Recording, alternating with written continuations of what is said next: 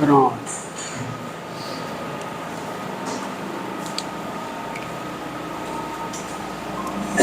Tá? Então vamos começar. Só lembrando, nós dizemos que uma função φ, função do cálculo, função de variável real e de valor real, é nula quando φ de x é igual a zero, qualquer que seja x pertencente ao domínio de φ, tá? Duas observações. Não existe a função nula. Existe a função nula com domínio tal.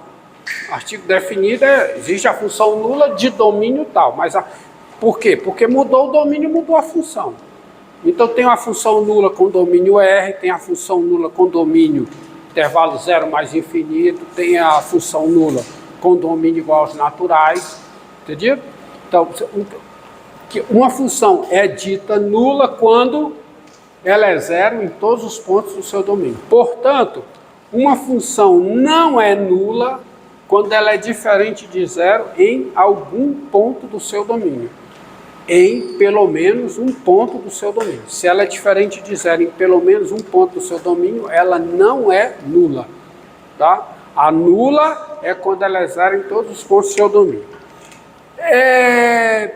A aula de hoje é uma aula teórica para fundamentar os procedimentos que serão usados na resolução de equações diferenciais lineares de ordem 2. Mais especificamente, as equações diferenciais lineares de ordem 2 com coeficientes constantes. Serão as equações abordadas nessa disciplina. E nós vamos começar a resolver as equações homogêneas e depois vamos resolver algumas não homogêneas, mas todas com coeficientes P e Q constantes. Tá? E para isso eu vou precisar entrar um pouco na álgebra linear e usar alguns resultados na álgebra linear. Resultados e conceitos. O primeiro resultado é o resultado básico, que diz lá da álgebra linear. Quando você tem um sistema linear, sistema de equações lineares, quadrado, sistema com número de equações igual ao número de incógnitas, esse sistema tem uma única solução, se e somente se o determinante da matriz dos coeficientes é diferente de zero. Tá? E tem dois conceitos, o conceito da álgebra linear de vetores linearmente independentes e vetores linearmente dependentes, certo? E tem um conceito também de combinação linear. No caso aqui, são funções. Veja aqui, ó, seja aí um intervalo. Ó. Então, vamos lá. Sejam e contido em R um intervalo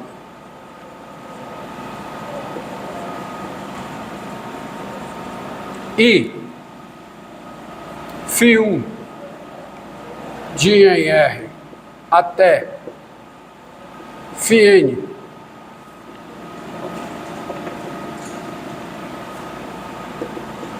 de em R n funções. Aí, dados n números em sequência, lambda 1, lambda n reais, n números reais, a função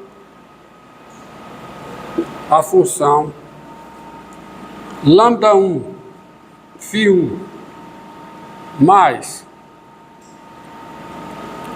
vou botar só mais um aqui para você entender, lambda 2, φ2, mais, lambda n, φn, que é uma função de em R, e só para lembrar, onde lambda 1, φ1, mais lambda 2, φ2, mais lambda n, φn, isso aqui aplicado em x, é por definição o quê? lambda 1 φ1 em x mais lambda 2 φ2 em x mais lambda n φn em x, qualquer que seja o x real. Quer dizer, essa função aqui, onde você tem essa definição, essa função, olha, está aparecendo aí, está aparecendo aqui que eu vou escrever, é denominada, ela é chamada. Só colocar x. Qualquer que seja x pertencente a i, desculpe, qualquer que seja, obrigado. Qualquer que seja x pertencente a i, porque o domínio de todas elas é i. I podendo ser R, tá? É denominada combinação linear.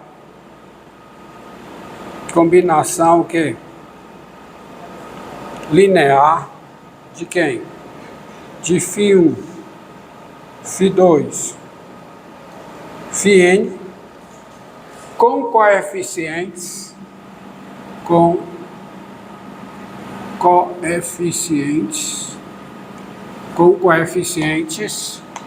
lambda 1, tá?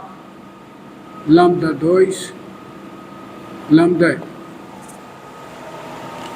E observe o seguinte, é claro, né? Então, é claro que a soma de duas combinações lineares ainda é uma combinação linear.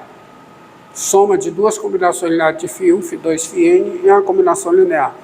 O produto de uma combinação linear por uma constante lambda é também uma combinação linear, onde os coeficientes são lambda, lambda 1, lambda, lambda 2, lambda, lambda n. Ou seja, o conjunto formado por todas as combinações lineares é um subespaço vetorial do espaço vetorial das funções de I em R, porque quando você pega, tá, assim,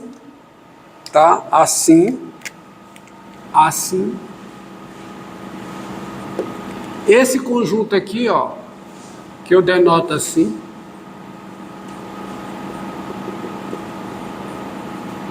que é por definição um conjunto de todas as combinações lineares possíveis de φ1, φn,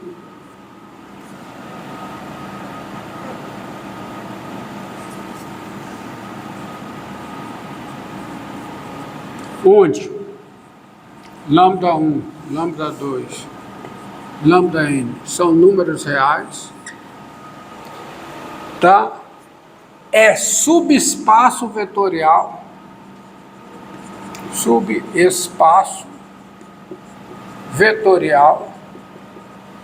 de f de I em R, onde quem é isso aqui?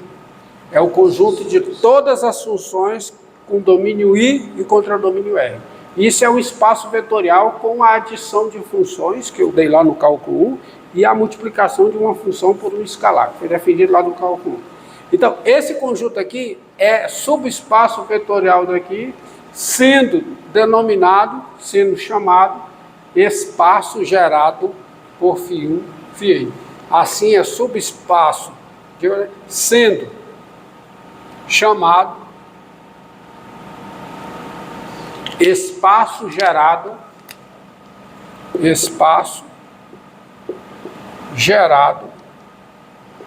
por φ1, φ2, φn.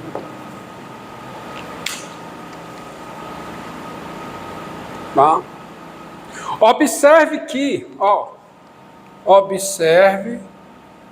porque ele é fechado para a soma e é fechado para o produto por escalar. Observe que, quando eu pegar essa combinação linear aqui, 0, φ1, mais 0, φ2, mais 0, φn,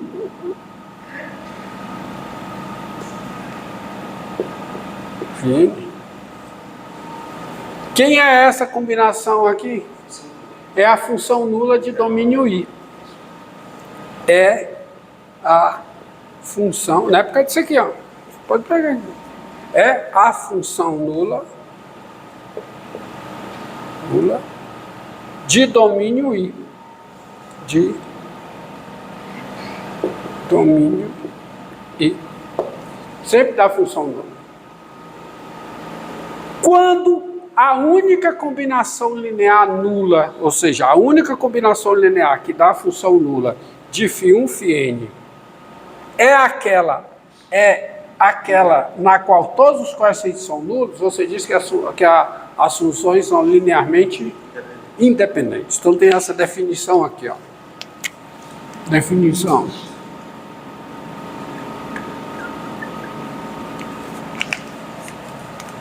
Sejam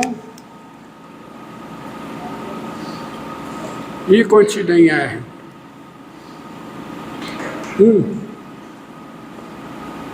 intervalo I I φ1 de I em R φn de I em R N funções. Nós dizemos que φ1, φ2, φn são linearmente independentes,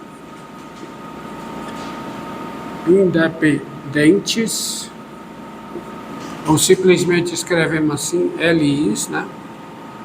São linearmente independentes quando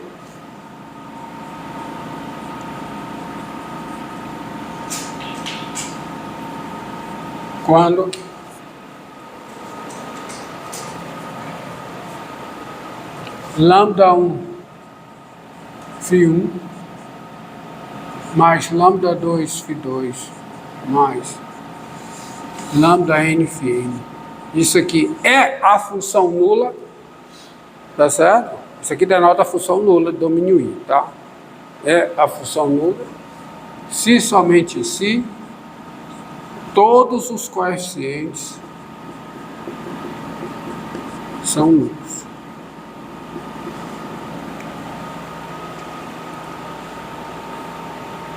Tá? Somente se todos os coeficientes são nulos. Porque você sabe que a ida é verdadeira, né? Se os coeficientes são nulos, a combinação linear é nula. Agora, a recíproca é verdadeira? Não necessariamente. Mas quando a recíproca for verdadeira, ou seja, quando você tiver uma equivalência, que você diz que as funções são linearmente independentes. Aí, aproveitando aqui, nós dizemos que φ1, φ2, φn, né? φ1, φ2, φn são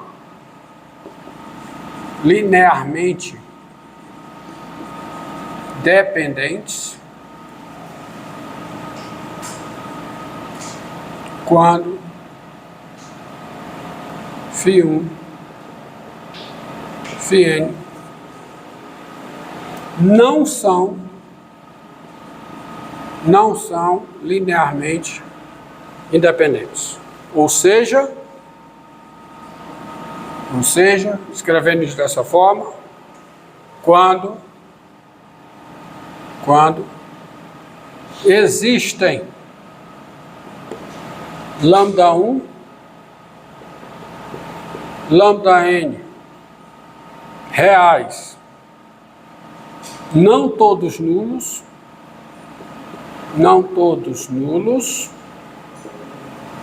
tais que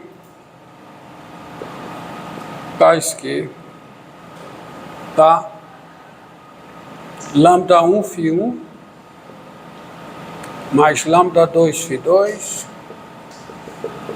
mais λn φn. Isso aqui é a função nula, tá? Esse zero aqui denota a função nula de domínio I, tá?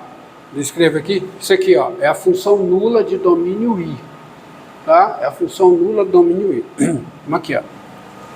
Isso aqui é a função nula domínio I. Então, eu podia ter escrito igual a zero. Esse zero, nesse contexto, esse zero aqui são números reais, mas se eu escrevo isso aqui igual a zero, estou dizendo que isso aqui é uma função igual a outra função. Então, o zero aqui denota a função nula, certo? Aqui o zero denota a função nula. A função nula de domínio I. Ok? Aí tem uma proposição. Olha, você observa o seguinte, ó. Observe, ó. As funções, ó. As funções. Como exemplo, ó, as funções. F de x igual a seno ao quadrado de x, qualquer que seja o x real. G de x igual cosseno ao quadrado de x, qualquer que seja o x real. E h de x igual a 1, qualquer que seja o x real, elas são linearmente dependentes, pois se eu pegar f de x mais g de x mais menos 1 vezes h de x, isso é zero, qualquer que seja o x real.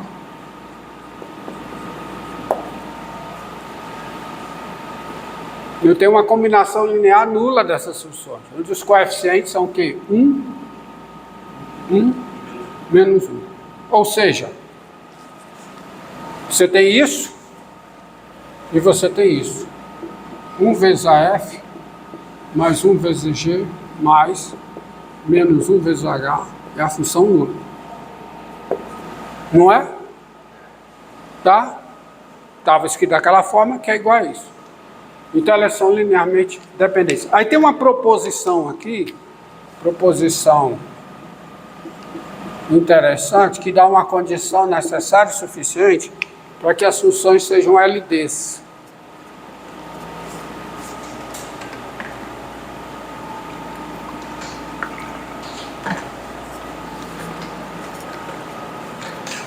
Que é a seguinte: sejam I contida em R. Quanto tempo aí? 17. 17. Encerra, começa outro.